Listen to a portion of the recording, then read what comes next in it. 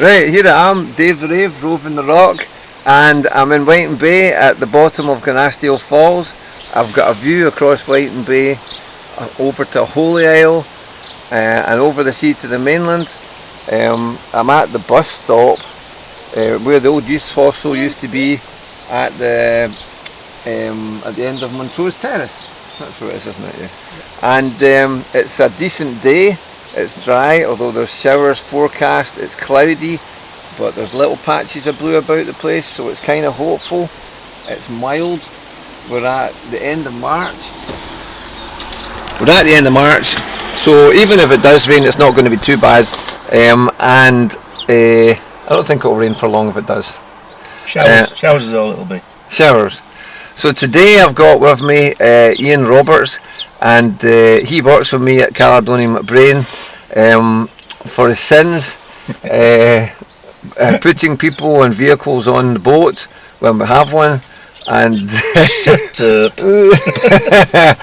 and his the navigator today is Bear. And what kind of dog is Bear? Is a toy cockapoo. A toy cockapoo. Don't be camera shy. Sometimes called Little Bear as well, isn't he? Baby Bear. Baby Bear, that's it. Not when I've got him. Baby Bear is the cutest dog. What a dog. Lovely soft fur as well. So he's a navigator. He's come with us and we're going for a walk today. And that's the reason why we're here, because Ian and I have chosen to go from this walk at the bottom of Ganasdale Falls back up to High Kildonan, where we've parked Ian's car. We're going to go one direction and not the other, and we could have gone the other direction, by the way.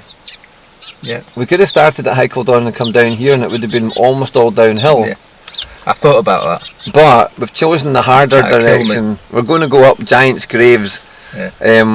With Baby Bear, and it'll be almost entirely uphill. In fact, I think that's about 1,000 foot of incline we're going up there to High Kildonan. So that's the walk. I had chosen a slightly different walk for today, because yesterday I went walking with Neil May at Lag, and for the first time in my life I discovered a walk right beside where Ian stays, in the centre of Kilmorey, that takes you to the Lag Hotel and past what I'm calling the Lag Rapids. Yeah. Does that make sense? Where the two converging of the two burns. That's right, yeah. Two burns. And like a little waterfall at the end of it, just before Lag Hotel as well. I've never been there. Been here, about 39 years now. And I only went there yesterday for the first time. And so same with Neil May, and he's been here for decades. Well, I lived in Kilmorey for 5 years before I discovered that walk. Is that right? Yeah. It's a nonchalant little path, isn't it? Just along from the kind of wee estate there, isn't it? I don't know what you call that estate. Was there? It's like a Torlin estate. Torlin place. Yeah, Torlin Terrace. Torlin Terrace. And it's just like a nothing wee path. It's not signed or anything, and it takes you on this cracking wee walk. But you've done that a lot of times, and so we're not doing that. So plus we need a bit of a harder challenge. So I'm going to be doing quite a bit of walking with Ian, so let's introduce Ian here. So how long have you been on Arran, and where did you come from? I come from the centre of the universe, Doncaster, when I moved to Arran 32 years ago last month. Oh, right, 32 years ago. So you've been here 1991 in end of February it was we moved. Supposed to move on Valentine's Day, but the weather was too bad down south, so we had to move. Oh, you remember that? A little bit late, yeah. God, you got a good memory there. I can remember things a long time ago. I can't remember things that I did yesterday. No. So that's a third of a century on Arran, and so does that mean that you're a local, would you say? No. No? No. See, I do think I'm a local, 39 years. No, I was told by a crusty old farmer when I first moved here, talking to him about life, the universe and everything, and he turned around to me and says, you know, you'll not be a local, son, till we put you in the ground. Right. Yeah, okay, but I'll not be a local for a year or two, hopefully. And how are you finding excuse the accent, by the way. Well, how many 32 years you said, but you still have kept the accent, or a lot of it, that you had before. Although when I go down south they all say, well, you sound like Scottish. Oh, did I so? don't- I See, a don't- bit of a mongrel then, Yeah, yeah, as we all are, of course. of course. Apart from little Yeah. baby bear, Yeah, who's not a mongrel. no, just That's a the only pedigree in the car. And he's been very well behaved, because you know he's keen to go, but he's Yes. not actually. He's not been. Not begging for it. It's not been too bad there. So how would you say it is living in Kilmorey then? I love it. I Yeah. love it. The downside is the travelling. If you're working in Broddick, you've got half an hour's journey in the morning. It's a long half journey, an isn't hour it? at night. Yeah, but it's not a bad journey. It's a nice journey. Yeah, it could be the M18, M62, A1, A64. Yeah. They're not good journeys. No, this is a nice journey on empty roads. The only thing is you had to watch out for the price of fuel when it was Yeah. really expensive, didn't you? Because that becomes a factor Yeah. when you're... But the advantage of working for Calmac, I would take the car across once every couple of weeks, fill her up at cheap rate, and you'd save 25, 30 pence a gallon. But then it became a narrower gap, narrower did. differential. Mm. To be fair to the local retailers, I mean, and certainly laterally, they've become very, very competitive, and the prices are Very great. much so. And I think that might be to do with Scottish Fuels not having a monopoly on Arran Yeah. anymore. I Yeah, don't there's really know. competition. There's competition, because I'm told the price of oil's gone down as well, and you know there's several suppliers now, whereas it used to just be the one supplier. So I think that's really helped. Actually, I've noticed a Yeah. big difference with the fuel. Yeah. We're much closer than what we Yeah. used to be. Yeah. The last time I went, I think it was about 12 pence difference, which is nothing to what it used to be. And at one point it was down as low as 9 pence. Yeah, that's right. A couple Yeah. of weeks ago, so it wasn't worth actually going over hardly. I remember actually going on the forum on Facebook and congratulating the retailers here for being so close to the cheapest one in Ardrossan, you know. Yeah. They did well. So you came in 1991 to Arran, Yep. and what decided you to come here? We've been coming on holiday since 1985. Loved the place, absolutely adored the place. Looked into a lot of different ways of actually getting here, moving here. Eventually everything fell into place. The actual decision was made for certain. Where we used to live, we had a backyard which had an access road at the back of it, and then a lawn garden. And my two boys were out playing with the toys. We called them in for the tea. Yeah. They guzzled the tea down, went back out to the toys, and every toy had gone. Every toy had Oh, gone. someone nicked all the Yeah. toys. And Oh, somebody right, had seen okay.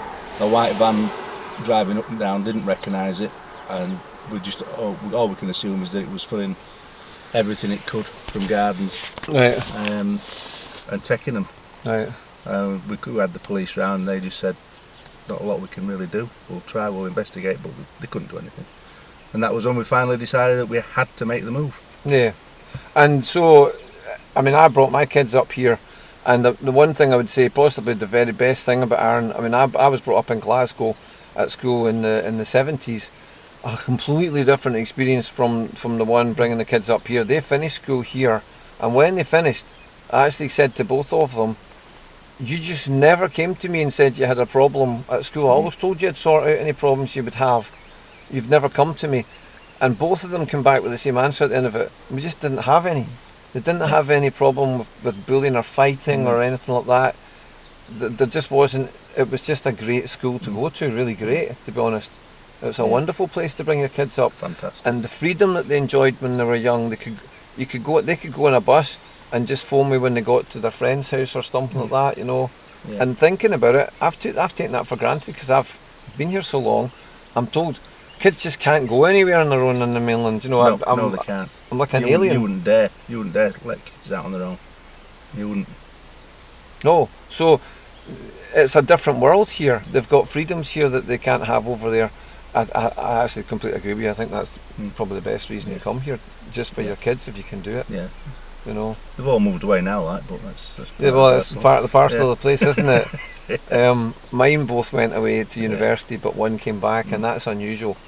But I helped her a bit when she came back to get her own place, and to be honest, that's really the only way that they can do that. But that's the trouble, that now we've got this property market on our own that young kids can't afford to buy anyway. And there's nowhere to rent at all. No. Zero. No, zero rental. No, that's right. Okay, so anyway, I'm just rabbiting about that. I want to say one quick thing before I get on to the main story of the day. On the way here, just before I got in the car, there was this little great tit pecking away at my wing mirror. I could hear this like a woodpecker. And so I looked out, and there's this. It's on the wing mirror, just pecking at its own reflection. Yeah. And I don't know if it Mating was season. mating. That's what I thought, right? I don't think it was fighting. It seemed too amorous to me. Yeah. That's right. That's right. So I think it'd fall in love with itself. You know. And there's nothing wrong with that. A few folk on Arran that have done that. That's right. If you can have the confidence, go for it. Yeah. You know, good on you. You know. So this great tit had fallen in love with itself, pecking away, and I couldn't. I chased a couple of times, kept coming back to her, right? Even though I put food out and things, not interested. And I thought, you're going to wear yourself out with that. So in the end, I put a little plastic bag, this plastic bag actually, just to prove it, was over the wing mirror, right? And then I didn't think about it anymore. Got a cup of tea, get ready to come on a walk. I come back out to the car to come and meet you, and there's a great tit on the wing mirror pecking the green bag. Even though it can't see itself anymore. It knows it's there. It knows it's there. It knows I've covered it up. Yeah. And it's keen. So the only reason it's not doing it now is because the car's moved, and I hate to think what's going to happen when I put it back. I might have to start parking somewhere else. You get a menagerie of great tits. Well, I can't cover the mirror up. I don't even know how to stop it. Yeah. I don't know what I'm going to do. Genuinely don't know what I'm going to do. It finds a real one, a mate. So you'd only hope. So. I hope so. It hasn't done very well so far though. There's a bus going past. Yeah. So the last thing, the main thing I wanted to say here is the reason that we're going for a walk, apart from that you and I both love, we have this shared love of the outdoors, and we've discussed this before, and I'm going to discuss it again properly. But the subject matter here is long COVID, because and again I'll come back to this other thing. You have been. Where have you walked before, Ian? You're a keen lot walker. Of places, Lake District, Scotland, Arran, all over. But the main claim to fame, if you like, was Everest Base Camp just over 3 years ago. Yeah. The greatest experience you could ever have. It was stunning. Yeah. I did all that, and now I couldn't even make it off the aircraft. I don't think, hardly. No. You went to Everest Base Camp, which is a massive achievement, and you go to Whitby all the time, up and down the Whitby steps and things, and you've been all over the hills and things, but you train hard for this Everest Base Camp, and you did so much walking. It's the love of your life, really. It's your passion, isn't it? Yeah. And you got very fit as well, and then COVID came, and so tell me what happened to you once you caught COVID. I got COVID. I was tested positive on January the 2nd last year. 2022. 2022. We'd hoped we'd had the vaccinations, etc. So thought we weren't going to get it. Went into work on that morning. Came downstairs. There was a case of COVID on the boat, as I recall. So the boat wasn't sailing with any passengers. We came down, sorted all that out. The boss came through and said he wanted everybody to take a COVID test. I'd taken a COVID test at about 6:15 in the morning before I set off for work. I said I'll be alright, because I took one that was negative this morning. And he said I want everybody to take one because one of our colleagues had tested positive. So I took the test, and much to my amazement I was positive. Literally 3 hours after I'd taken a test at home, I tested positive. Oh, right. Different test, maybe a more effective test or something. Well, it's basically the same sort of test, but it come out of me so quickly. Wasn't really ill. I was off for 10 days, and I wasn't really ill. I felt a bit breathless a couple of times. I had some pain in my legs for about an hour. Other than that, I didn't have any symptoms whatsoever. No. So you got over the COVID, and then you caught long COVID, basically. Yeah. And how long did it take? Did you know? Did you never recover from the COVID, or did it come back to haunt you? I got odd days when I wasn't feeling so good, but that you get days like that anyway. Well, I've always had days where you just feel a bit under the weather. But a couple of months after I had COVID, I was on the mainland, and I was trying to pick my granddaughter Betsy up, and I couldn't pick her up. I couldn't lift her. I had no energy, no anything that I could do, and it was then that I knew something was wrong. I was in work the following day, I think it was, and I was out in the car park, and I just couldn't breathe. I couldn't get a breath. You got quite scared, didn't you? I did. And I went home as well, didn't you? Went home that day. Got back into it after that, and I was just so tired, tired all the time, and shortage of breath in the morning sometimes and during the day. But it wasn't the same. It wasn't the same every day. It was different. Yeah, up and down. Yeah, you come, roller coaster. Some days you come and you feel great in the morning, and you feel knackered in the afternoon, and then great in the evening. Yeah. Other days you just feel knackered all day. Days you feel all right all day. Yep. And we've been on one walk already, and Yeah. you felt great that day, didn't you? Yeah. We went up to Loch Garbad, Yeah. and you were fine. You powered up, no problem. Yeah. But I've found this is the weirdest thing about the walking at the minute. When I'm going uphill, it's not so bad. Oh, so we did the right direction then. Yeah. We're going uphill. I might be better than coming back down. We were in Whitby last November. Yes. And that's your favourite place, yep, isn't it? Yeah. I was walking along the beach, and I was knackered. I couldn't get a breath. Yeah. I was struggling. But when you come off the beach, you've two choices. You can come back along the beach and go the short way, or you can go up the banking. Yeah. Or we'd got the bear, so I wanted to go up the banking. Yeah. And I walked up the banking and felt great. I didn't have a problem. I was at the top of the banking in no time, without rushing it. Yeah. And I thought, this is really weird. And then I'm walking on the flat again, and I can't get a breath. Yeah. It's the opposite to where it should be. It's the opposite way it should be.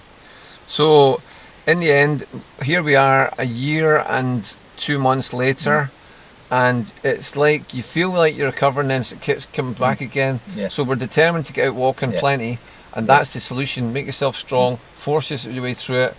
You know, through diet and exercise, and do. That's the best that you can do to get that out, basically, isn't it? Yeah. That's what you're going to do, and you're not going to stop it getting outside. No, I've taken the decision that I've got to keep on getting outside. Or you're giving in. Yeah, regardless of how I feel. I take the bear out. I mean, the other day, I took him out twice in the morning. I did over 10,000 steps, and I think it was about 4.5 miles, 7 kilometres or something, 7-8 kilometres. Right. And I was knackered. Yeah. Fell asleep in the afternoon, but you did it. I'm at that age anyway. I do that anyway. Well, that's the thing. It's difficult to tell, isn't it? Because we're both similar age here. Yeah. And sometimes I wake up in the morning, well, quite often, and I'm just a zombie. It's like there's no reason for this. I know I wouldn't have felt like that when I was younger. So, but then again, you think, well, have I got a bit of this long COVID? And I find it difficult to know. I definitely caught COVID, I think twice. I certainly was tested once. But in the end, in a way, it's not worth thinking about too much, because there's no cure for that. You've just got to beat it, haven't you? With determination. That's what I think. That's what, and I feel the I same. believe. Yeah. They might come up one day in 6 months, 12 months, 18 months and say, this is what we do. We can treat long COVID, but they're not doing. At the minute, it is just trying to beat it mentally as much as anything. Yeah. I think. Yeah.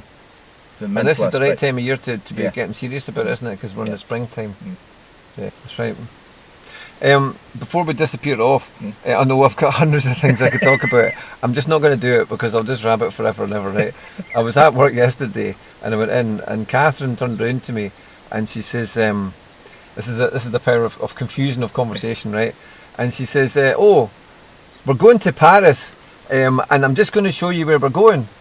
And of course she doesn't mean me, right? But we're going to Paris. And I says, oh, we are we? I says, I don't know if I've actually got, you better tell me the dates. I don't think I've got any holidays booked in the near future. You know, I better see if I can get my holiday form in and get that booked. And I'll get my, I'll also get my my bonnet, my stripy t-shirt, and my string of onions ready as well.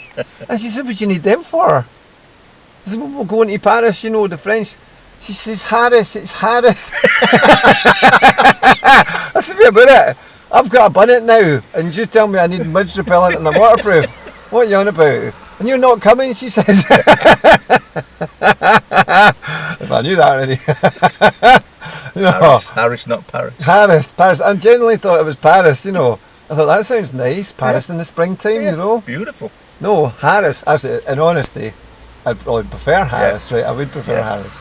But, you know, it doesn't sound so exotic, does it? No. But it would be nicer for you and me. Yeah. Okay. I prefer it. Went to Paris last year. It was nice. Proper Paris. Very good. Yeah. Very good. Right, so I'll just, I think we should probably get on with it. Bear has been amazing. Little Bear, what a good doggy you are. You are just the cutest dog in the whole village. Look at that, you're lovely. Pure black all over. A little tiny bit of grey in the paws there. And his Little bit paws of and his white. front and his bum. Oh yeah, and a little tiny bit of yeah. grey on his little nose there. That's a cute dog. What a lovely wee thing. And little Bear will be alright with the walk as well, eh? Oh yes. Yeah, manage that. It. It looks pretty energetic. Okay, we'll get going. We'll see how we're getting on, and I'll maybe put this, get a wee, we'll have a wee talk at the top or something like that, and what we can see. Right. Okay. Right, we've got Bear. Bear's on the table. We've made it up to the viewpoint above Whiting Bay. And on the way up here, Ian was striding, to be fair. It was me that was getting out of breath, if anybody. So you've got good energy. You've got good energy on your uphills, like you said. Yeah. Just getting misty here. And we've been talking otter stories. I didn't know we were going to do that, but it turns out you've got otter stories. Yeah. 2 otter stories, and I've got 1. But even if I just hear your otter stories, I won't say not an otter, even once. Although not an otter. It's not an otter. No, it's not an otter. Okay, so otter story number 1. This one is from when you were out with Little Bear here. And just about 4 weeks ago. Right. We're out in the morning and took him down to the fields where he always goes and runs, chases rabbits. Never gets anywhere near him, never even attention to getting near him. And this one particular morning, there's a fence down in Kildonan which leads to the beach, and I noticed something coming onto the field, and so did he. Unfortunately, he wasn't on his lead, so I couldn't stop him. So he went chasing after this thing, and it was an otter. Yeah, chasing after an otter in the field. So the otter's doing its best to get away from him. Of course, he's got 4 legs and he's quite quick. So yeah, he's fast. Yeah, I'm at this point having a coronary nearly because I'm chasing them because just the damage an otter could do to this little fella. Otters would do tremendous damage. Yeah, it said this. I reckon the otter would have killed my Westies when we came across. They didn't really know just how dangerous it was. Yeah. It really is quite big as well, an otter. Yeah, can be. So I'm out of breath, heart's beating way beyond what it's capable of, I thought. And as I'm chasing the 2 of them, they're running side by side, and they actually were looking at each other. Side by side galloping. Side by side galloping, and then looking at each other. After probably about 60 yards, the otter went down into the fence and back onto the beach and away. That was so lucky. He did have one good story though, because a colleague of ours, Kevin, he put a horse called the Galloping Bear into his Each Way Lucky 15. It finished second at 10-1 a couple of days later. So Galloping Bear. And he messaged me to say, "I'll back the Galloping Bear because you galloping because of the Galloping Bear with the otter." So that was. I mean, that's quite funny when you think about it, right? The dog and the otter running side by side, looking at each other, and nobody did anything. No. They just ran side by side. Yeah. And then the otter jumped down into the field and away. That's amazing. And I'm just so grateful that nothing. That was very lucky between the 2 of them. I'll maybe tell it another day, but my otter story was more. Oh, I'll just say it now. Yeah. I was at a caravan park at Cooperangus, and the 2 dogs disappeared round the corner. I had 2 Westies, Poppy and Polo, and they disappeared round, and so I went round the corner to see where they were, and creeping towards them, facing them was this massive otter, big, longer than the dogs, big, full sized, creeping towards the 2 Westies, which were just standing and looking at it like that, like interested, and it was going right towards them, like on the prowl, and it was only maybe 2 foot away from them, almost nose to nose. And I thought, it's just going to attack them, that's it. I mean, it might have done what it happened with Bear.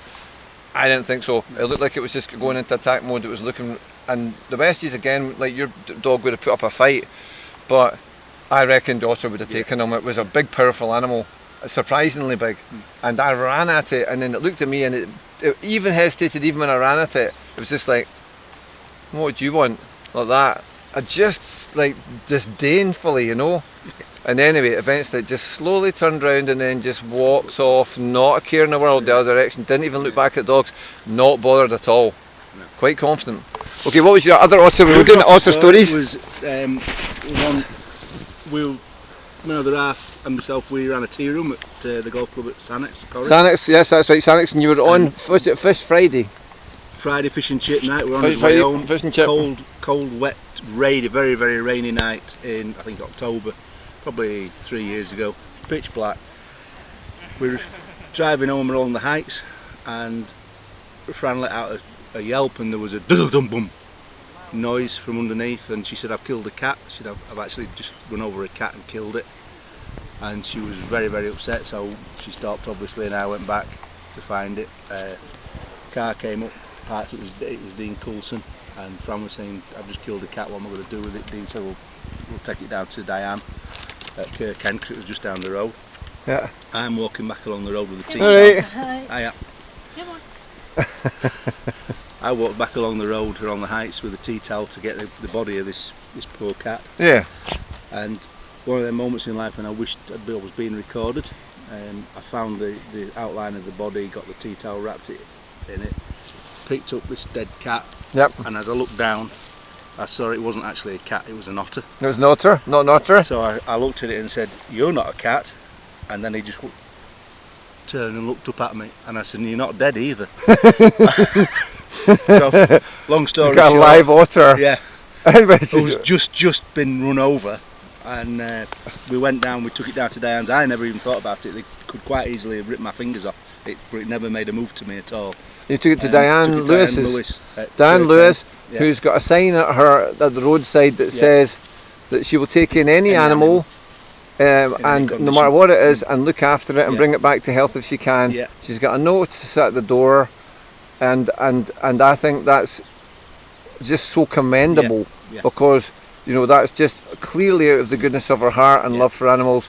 She will take in anybody's animals or anything that's been hurt or just struggling, and you know, or abandoned baby birds or whatever it is. Exactly. You know, well, the house was full of different things in the outlying areas. We went. Dean was knocking on the door and was saying to her, "We've run over a cat. There's a dead cat coming in." To which I'm following up the pathway, saying, "Dean, it's not actually dead, and it's not a cat. It's an otter." So the next thing, at 10 o'clock on a Friday night, Diane's got this otter on her kitchen units laid out, and it must have been it must have dropped off unconscious, because we didn't know if it was still going to live or die at this point. Yeah. And there's a famous scene in Independence Day, the film with Will Smith and Jeff Goldblum, where the alien is laid on the table and doing all sorts of things, the live one, and it opens its eye, and that's exactly what this otter did on Diane's kitchen table. Is that right? Opened its eye and just sort of looked around, and Diane looked after. We called it Rain because of the rain. It was a female as well. We called it Rain because of the rain that was on that night. Yep. And Diane looked after her for 9 weeks. All right. So I loved it. Survived. It survived. We sent fish round with the donations and that. And there's a video that Diane took. I don't know if it's still available on Facebook, when she released it back into the wild. Yeah. And she's saying, if she doesn't want to go, she's not going. If she doesn't want to go, she's not going. I'm not going to force her. No. But eventually Rain went off, and Diane saw her a couple of times after that when she came back up. But no, good story. That was the two otter stories. We're lucky to have Diane, aren't we? Diane Lewis. Yeah.